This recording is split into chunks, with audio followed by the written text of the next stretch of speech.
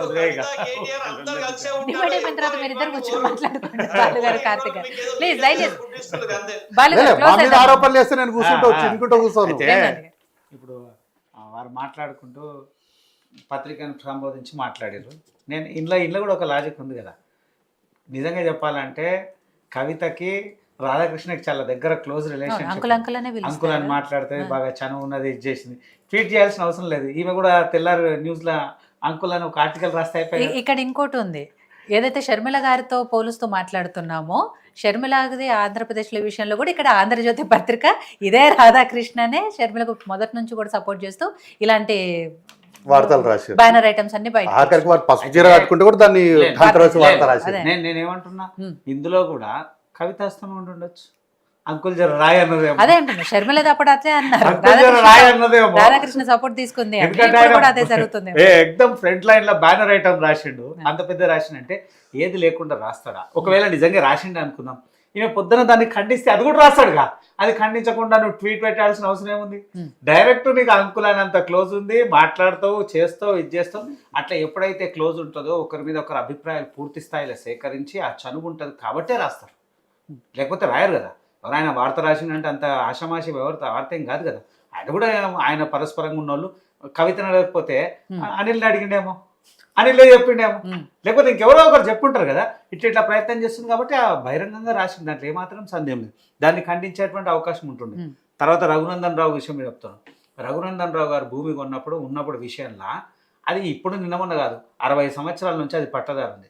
ఎప్పుడైతే BRS party ధరణి చేసిందో ఆ ధరణిలో జరిగినటువంటి అవకతవకలల్లా మారిపోయింది. మారిపోయిన తర్వాత మళ్ళీ ఏమైనా ఈయన ఆ ఎంపీ గుండి ఈయన ఫైట్ చేసి అప్పుడున్నప్పుడు ప్రభుత్వాలలో ఫైళ్లు కదిలించి అవి చేసి ఏం చేసిండు? ఏ మాత్రం చేయలేదు. మళ్ళీ మా భూమి పోర్టల్ అయిన తర్వాత ఆటోమేటిక్గా అది భూమి చూపించినప్పుడు ఆయన స్వదక్షాలతో అధికారులతో మాట్లాడి అధికారులందరూ ఇది చేసుకొని అది వెరిఫై చేసుకొని ఆయన చేసిర్రు. దాంట్లో తప్పెక్కడుంది? ఆయన చట్టాన్ని క్లియర్గా చెప్పిండు, విషయాలన్నీ చెప్పిండు. ఎక్కడ ఉంటే ఇది చేయమని అన్నాడు. ఆరోపణలు చేసి మాట్లాడి చేసేటువంటి పరిస్థితులు అవసరం లేదు. ఆరోపణ కూడా ఎప్పుడు వచ్చింది? కవిత గారి గురించి మాట్లాడేసరికి ఆరోపణ బయటకు వచ్చింది. అంటే ఒకరి మీద మాట్లాడితే మళ్ళీ మాట్లాడేటువంటి ప్రయత్నం చేస్తుంది తప్ప ఇంకెక్కడ కూడా లేదు. పూర్తి స్థాయిలో మనం ఆలోచించాల్సిన ఒక జోషం మీరు కూడా చెప్పారు. మన సామెల్ కార్తిక్ గారు కూడా సరే నిజంగా అనుకుందాం, అక్కడ రాహుల్ గాంధీని కాపీ చేస్తుండేమో, ఆ తెల్ల ఎంటికలు గడ్డము ఆ టీషర్టు ఆయనను కాపీ చేసి ఈయన కూడా అంటుండేమో అది ఇదని. అయితే ఏదేమున్నా ఒక్కటైతే క్లియర్ అర్థమవుతా ఉంది, ఎవరి పార్టీలు కానీ లేదా పదవుల కాడ ఎవరు అన్న లేదు, తమ్ముడు లేదు, చెల్లెలు లేదు, పూర్తి స్థాయిలో ఆమెకు అర్థమైంది. ఆమె కోసం ఆమె చేసుకుంటున్నట్టు వ్యూహం. అది పత్రికలు వచ్చినా, ఆమె ట్వీట్ చేసినా, లేదా ఎవరైనా మాట్లాడినా, కాంగ్రెస్ మాట్లాడినా, లేదా బీజేపీలు మాట్లాడినా, ఎవరు మాట్లాడినా ఆమె దాన్ని ఆశిస్తున్నట్టు జరుగుతున్నది. ఒకవేళ లేకపోతే ఖండించాల్సినట్టు అవసరం ఉంది. ఎక్కడా ఖండిస్తలేదే. కాంగ్రెస్ పార్టీలకు పోతలేనని చెప్తలేదు, నేను పార్టీకి పెడతలేనని చెప్తలేదు, నేను ఇది చేస్తలేదు. అంటే అర్థమైంది హిడెన్ ఎజెండా ఉంది కదా. హిడెన్ ఎజెండా ఉండి బయటికి కనబడతలేదు, లోపల ఆనందపడుతున్నాను. అరే నేను ఏదైతే అనుకుంటున్నా, నేనైతే ఆశిస్తున్నా అదే టీవీలు అవే చర్చిస్తున్నాయి, పేపర్లు అవే చర్చిస్తుంది, ప్రజలు అదే చర్చిస్తున్నారు. ఆమె గురించి సెంటర్ ఐటమ్ అయితే ఉంది కదా. ఇవాళ ఒక పత్రిక రాసిన 4 పత్రికలు రాస్తాయి, 400 ఛానళ్ళు మాట్లాడతాయి, అందరూ మాట్లాడుతున్నప్పుడు ఇలా కవిత అనే జపం నడుస్తుంది కదా. పాజిటివ్ ఆర్ నెగిటివ్, కానీ కవిత గురించి అయితే చర్చించుకున్నారు. ఆమె లక్ష్యం కూడా అదే.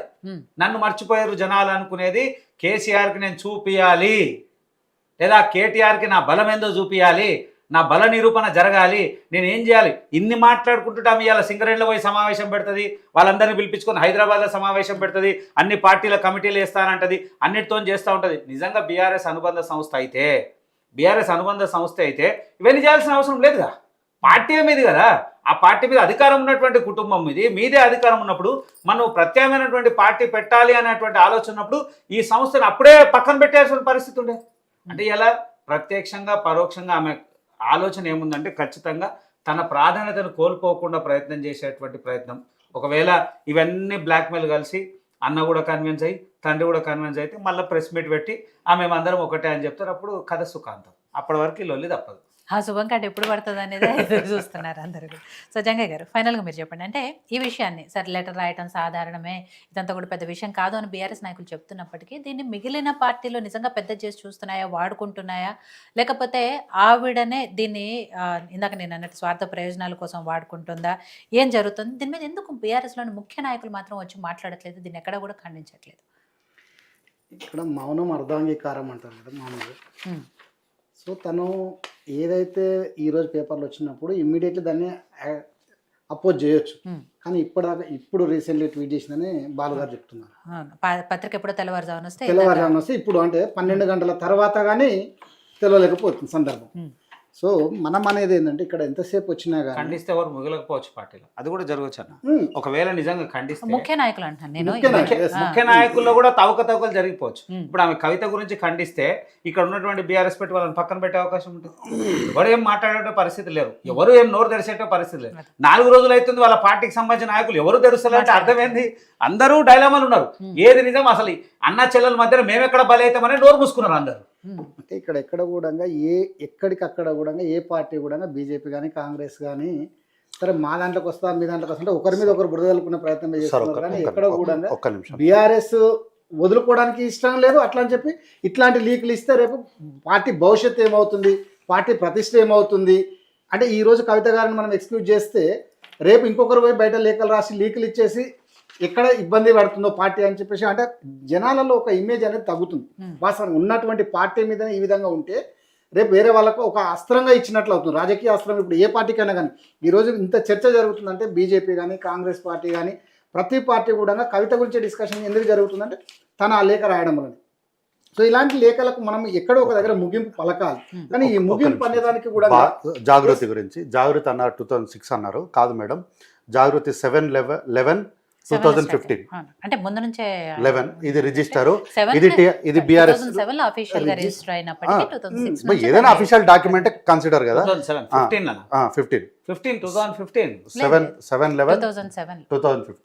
లో ఉంది రిజిస్టర్డ్ డాక్యుమెంట్, రిజిస్టర్డ్ 15 బీఆర్ఎస్ కాదు మేడం, జాగృతి తెలంగాణ జాగృతి